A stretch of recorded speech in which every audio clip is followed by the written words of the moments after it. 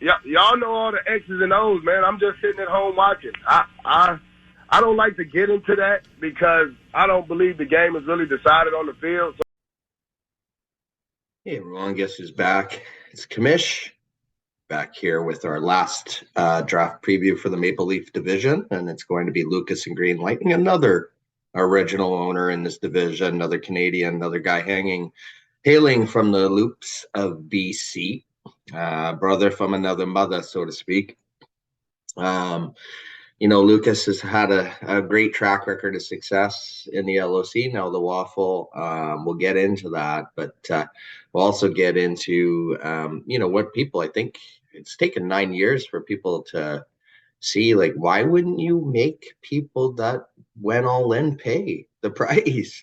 I just don't get it. I saw over years prior to where, people were basically giving people picks back for players. It just made no sense to me. You got to make these people pay the price for going all in. And Lucas is no exception. Obviously a good friend of mine, but I think Lucas this year could very well be in jeopardy of dropping to tier two. We already saw an original owner drop to tier two by the name of Robert and Templars. Is Lucas next? And we'll get into it. So first off, the keepers. It's the first time we've seen someone basically keep every position group in the offense, one QB, one running back, two wide receivers, a tight end, and a DL here. Let's face it, Micah Parsons, great IDP keeper. I think he's going to definitely do good things for you, especially when you can dress him in the DL hole and the LB hole. Mark Andrews, a top tight end. I don't care what anyone says about that Lamar Jackson offense.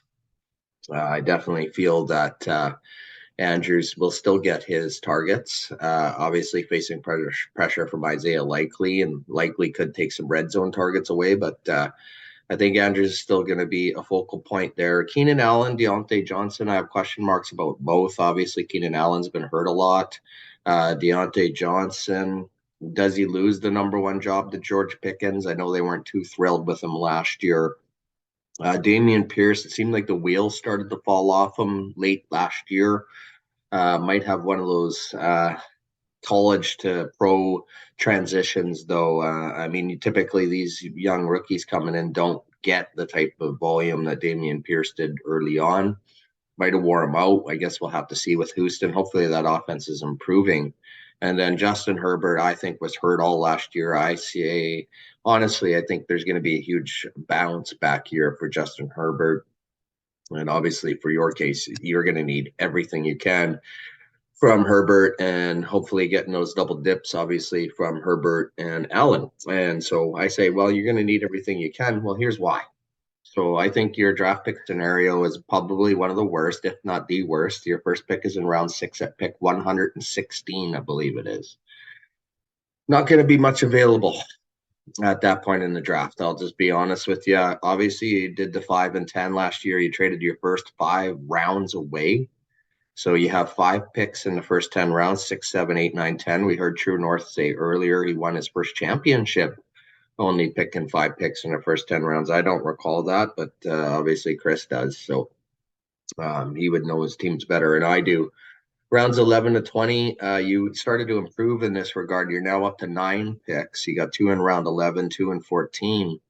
But the problem here with you, Lucas, is more than half your picks are in the final rounds to 21 to 29.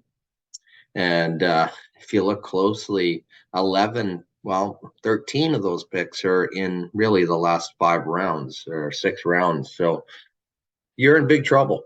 I know you've been going online and basically trying to sell your guys for some desperate prices, and nobody's biting anyway, which is the crazy thing.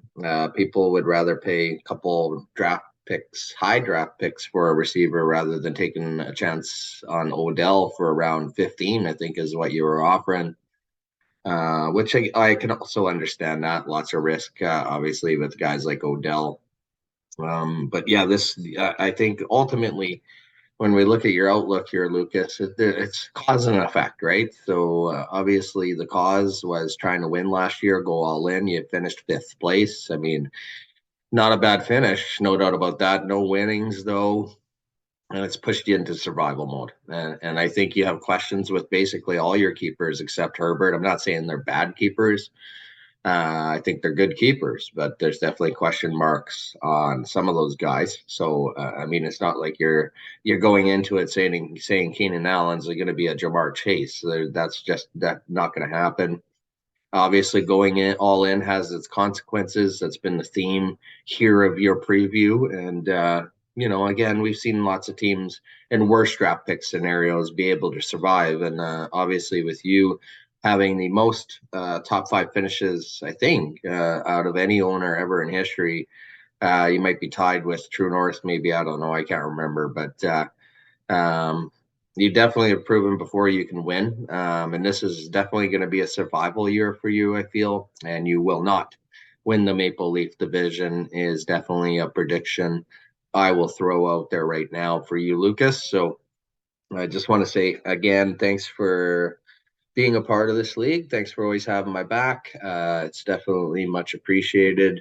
And for a lot of you owners out there, there's times where Lucas doesn't have my back. He doesn't agree with me. So just to throw that out there, if anyone ever thought something weird's ever going on in this league, if you do feel that way, it's probably best that you leave, right? Anyways, Lucas, I just want to say thank you so much, and looking forward to competing with you once again this year.